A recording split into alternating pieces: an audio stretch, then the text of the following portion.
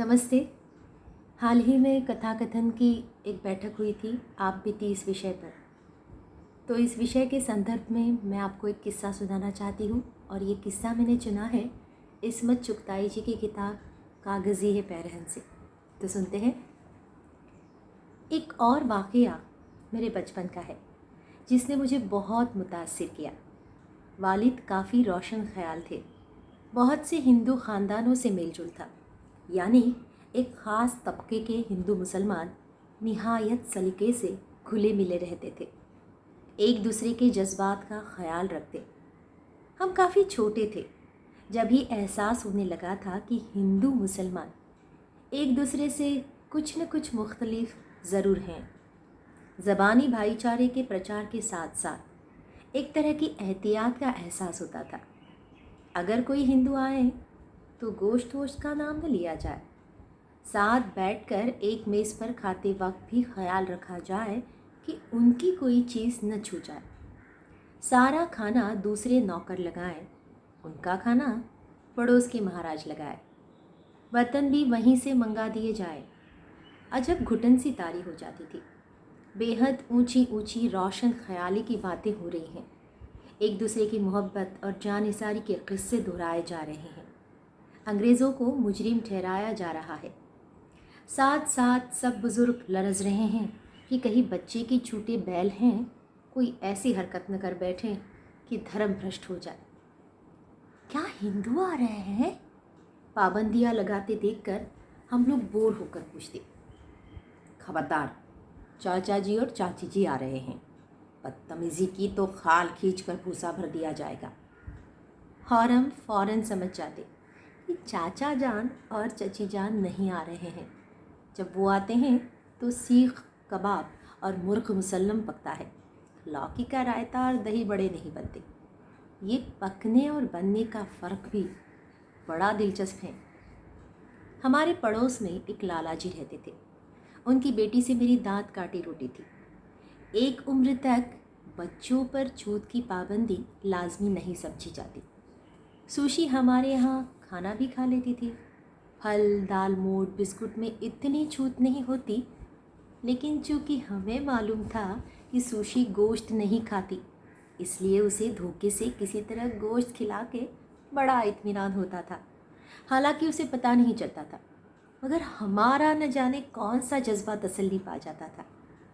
वैसे दिन भर एक दूसरे के घर में घुसे रहते थे, मगर बकरीद के दिन सुशी ताले में बंद कर दी जाती थी। बकरियां हाथी के पीछे टट्टी खड़ी करके काटे जाते। कई दिन तक गोश्त बट्टा रहता। उन दिनों हमारे घर से लाला जी से नाता टूट जाता। उनके यहाँ भी जब कोई त्यौहार होता तो हम पर पहरा बिठा दिया जाता।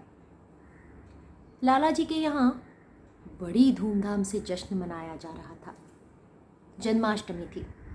एक तरफ कड़ाह चढ़ रहे थे और धड़ाधड़ पकवान तले जा रहे थे। बाहर हम फ़कीरों की तरह खड़े हसरत से तक रहे थे। मिठाइयों की होशरुबा खुशबू अपनी तरफ खींच रही थी। सुशी ऐसे मौक़ों पर बड़ी मज़हबी बन जाया करती थी। वैसे तो हम दोनों बारहा एक ही अमरुद बारी बारी दांत से काट कर खा चुके थे, मगर सबसे छिपकर। भागो यहाँ से। आते जाते लोग हमें धुतकार जाते, हम फिर खिसकाते। फूले पेट की पूरियां तलते देखने का किस बच्चे को शौक नहीं होता है। अंदर क्या है? मैंने शोखी से पूछा। सामने का कमरा फूल पत्तों से दुल्हन की तरह सजाया हुआ था। अंदर से घंटियां बजने की आवाज़ें आ रही थी, जी में बुदबुद हो रही थी। हाय अल्लाह, अंदर कौन है? वहाँ भगवान बिराजे हैं। सुशी ने गुरूर से गर्दन अकड़ाई। भगवान? मुझे बेइंतहा एहसास कमतरी सताने लगा। उनके भगवान क्या मज़े से आते जाते हैं। एक हमारे अल्लाह मियाँ हैं, न जाने कहाँ छिप कर बैठे हैं, न जाने कौन सी रग फड़की कि फ़कीरों की सब से खिसक के मैं बरामदे में पहुँच गई। घर के किसी फ़र्द की नज़र न पड़ी। मेरे मुंह पर मेरा मज़हब तो नहीं लिखा था। उधर से एक देवी जी आरती की थाली लिए सबके माथे पर चंदन चावल चिपकाती आई। मेरे माथे पर भी लगाती गुजर गई। मैंने फ़ौरन हथेली से टीका छुटाना चाहा, फिर मेरी बदजाती आड़े आ गई। सुनते थे, जहाँ टीका लगे उतना गोश्त जहन्नम में जाता है। खैर, मेरे पास गोश्त की फरावानी थी। इतना सा गोश्त चला गया जहन्नम में तो कौन टूटा आ जाएगा। नौकरों की सोहबत में बड़ी होशियारियाँ आ जाती है। माथे पर सर्टिफिकेट लिए मैं मज़े से उस कमरे में घुस गई जहाँ भगवान विराज रहे थे।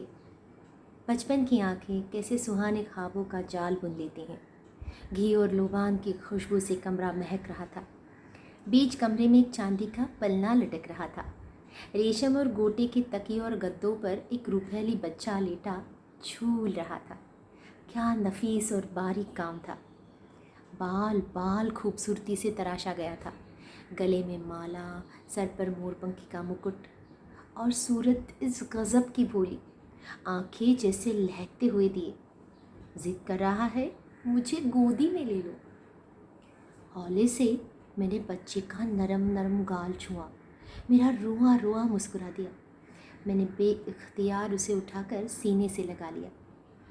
एकदम जैसे तूफान फट पड़ा और बच्चा चीख मारकर मेरी गोदी से उछल कर गिर पड़ा। सुशी की नानी माँ का मुंह फटा हुआ था। हज़ियानी कैफियत तारी थी, जैसे मैंने रूपहली बच्ची को चूमकर उसके हलक में तीर पैवस्त कर दिया हो। चाची जी ने झपट कर मेरा हाथ पकड़ा, भगाती हुई लाई और दरवाजे से बाहर मुझे मरी हुई छिपकली की तरफ फेंक दिया। फ़ौरन मेरे घर शिकायत पहुंची कि मैं चांदी के भगवान की मूर्ति चुरा रही थी।